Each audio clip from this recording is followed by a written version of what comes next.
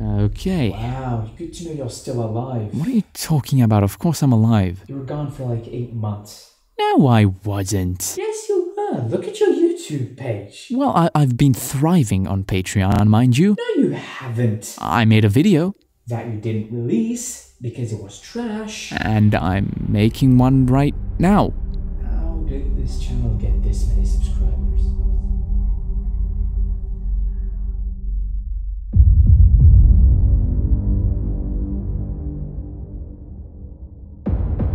Hello everyone, my name is Iago Mota, and today I'm going to do a quick deconstruction of this scene I've been working on for quite a while now. Now, instead of describing all of my actions in precision, I will try to present a brief summary of everything that was done, including some of the main hurdles throughout the process.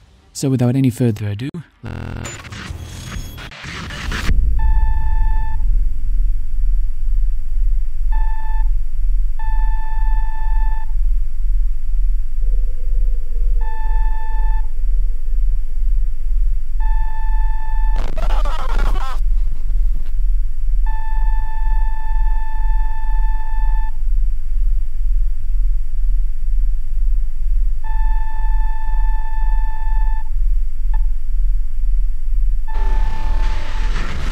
begin with modeling.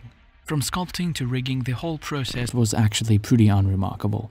Not much was done here that differs with the standard way of making a 3D character. However, I definitely made some really dumb mistakes. Although I'm not particularly unsatisfied with the results, the whole process of making this Mewtwo model has many examples of what not to do when creating a character. Firstly, I approached this scene without much skill in character design, which resulted in me spending a great deal of time worrying about rather basic stuff, instead of just accepting that this will not look great and that I should just move on.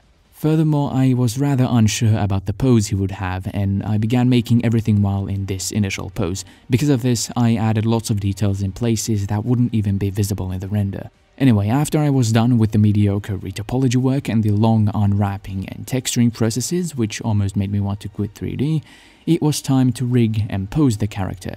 One of the biggest challenges that occurred here was some distortion under his arms, which I spent a few days, no kidding, trying to find ways to fix.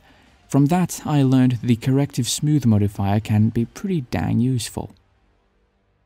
After I was done with rigging and posing the character, there were still some issues, mainly his left arm, which looked odd. I couldn't really put my finger on why, so I did what any responsible 3D artist would do in this situation and completely removed his arm along with the left side of his chest to replace them with robotic stuff. For these hard surface elements, now that I knew what pose Mewtwo was in, I focused all the details on the camera face inside. I began by blocking out some really basic shapes and over time refined them until they were ready for the smaller details, which I first sketched out using the grease pencil. In other words, nothing too special.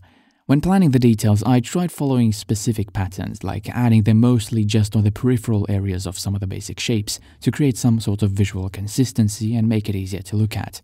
I also tried using these shapes to lead the viewer's attention to Mewtwo's face. That's at least better than having those shapes hinder the focus. The shading began as a rather simple setup, especially with the principal shader, but ended up increasing in complexity, especially when I got to the tail, which was shaded entirely through procedural methods. That's because I wasn't entirely sure what it should look like, so I wanted to have as much control as possible over it in case I wanted something different. I ended up settling for this look, which I thought was nice. It has a sort of galvanized metal appearance. Now, one of the more obvious things about the materials is the color choice. In my judgment, for this scene, red is milder to look at. I've tried purple, as in Mewtwo's original color scheme, but it just made everything feel far too chaotic, while red is at least a bit more compatible with what I was going for on the rest of the scene. Finally, I decided to add some motion to him through the use of shape keys. There's a lot going on in this scene, so I wanted to make sure to bring as much attention as possible to Mewtwo's head, which is one of the few things that isn't completely blurry. Although there are a total of 9 lights in this scene, the concept behind the illumination is actually rather simple. In fact, it can basically be reduced to a hereditary form of 3-point lighting, although it has its differences. In this case, the sphere of energy, I guess, that is over Mewtwo serves as a key light. Opposing to the key light, we have a few meshes that serve the purpose of fill lights, and finally a bunch of backlights to separate Mewtwo from the background. Really, there is nothing special to this. It really is just a modified version of the 3-point lighting setup. The intention behind this form of lighting really is just to give more attention to Mewtwo while still having him fit the context of the scene.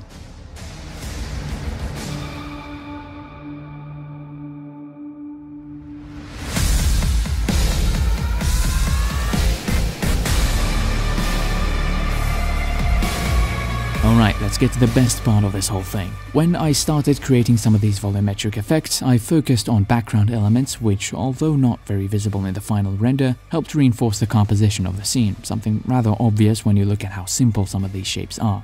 As you can see, they're really just clouds that, in this case, indicate that Mewtwo blasted right through them, causing all these elliptical shapes to form. There's also an indication of a few explosions here and there, but they're not really visible in the final render. The middle ground also had a few volumetric effects. This time they were all focused on creating a condensation cloud around this orb of energy. I should really give this thing a name. The real magic of these volumetric effects occurred in the node editor, so I was able to keep the scenes themselves rather simple. The problem, of course, was that the more textures I added, the slower the render got. In this kind of situation, I start to look for ways to simplify the textures, but this time I had no choice but to spend a few days rendering these. Particle and smoke simulations are awesome, not just because they look exciting, but also because you can almost freely shape them to suit your scene. Here I tried to be smart and made this particle simulation with a shape that leads our focus to Mewtwo and prevents our eyes from getting lost in the foreground. Now, it can be a little annoying to look at when it's just added over the rest of the scene, which is why I made another series of simulations to serve as a background for the former. A peculiar thing about this one is that it's only 2 simulations, smoke and some particles, which add a nice reddish light to it. So how did I manage to get just this to fill a third of the final image? All I did was select the particle and smoke simulations, press Ctrl G to add them to a new collection, add an empty, and in the object settings of that empty, go down to the instancing panel and select the collection I made. This will turn the empty into an instance of the collection, allowing you to duplicate it freely. Now, in my case, these simulations don't look particularly good, but that isn't much of a problem considering how blurry they are in the end. A couple other compositional aids are these trails leading to the area near Mewtwo's head. I didn't want them to meet exactly behind him, otherwise they would look too convenient and artificial. A big problem that repeatedly faced me was that force fields from some collections affected simulations from others. The simple solution to this is just to locate the collection that contains the force fields you don't want to affect your simulation and set it as an exclude layer. Just a quick tip for you. Then, of course, we have the extremely noticeable explosion, which in fact is composed of 2 different explosions. I knew they were going to be all blurry in the end, but I still wanted to make them look great. I really couldn't help myself there. This guy took me about 5 different tries, each time creating a new explosion from scratch until I finally got to something I was satisfied with. And right behind it we have my favorite explosion of the scene. Although the resolution isn't fantastic, the boiling motion, the shapes that it has all look quite accurate, though still a bit unnecessary for a still image.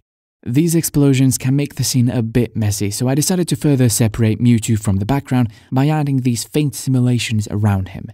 I guess this is an interesting excuse to make even more smoke and particles. I just can't get enough of them. Now, post-processing here was used almost exclusively to color correct the image and reducing the center of attention to Mewtwo's face. Although it took me plenty of time, the intentions behind it are pretty simple. In the beginning, however, I was quite hesitant to use third-party software on this image. It didn't feel right, it felt like cheating to me, but after a bit of thought, in movies, the CG work rarely comes out looking perfect right out of the render engines. Often, it requires compositing for it to look good and properly fit its context. In games, not everything is rendered 60 times every second, sometimes they make use of baked textures. In the end, things like this shouldn't feel like cheating. Sometimes you need to take advantage of the format of the render, be it a video, an image, or a game. In this case, recognizing that this is a still image and treating it as such led me to this result. If you want the project files, they're available on Gumroad for $9. Remember, Mewtwo model not included. The robotic parts are, however. It's just that I don't want to get sued by Nintendo. Thank you for watching this video, and an extra special thank you to these people. I sincerely appreciate your support even after I spent 8 months without uploading a single video. You guys rock. Thank you.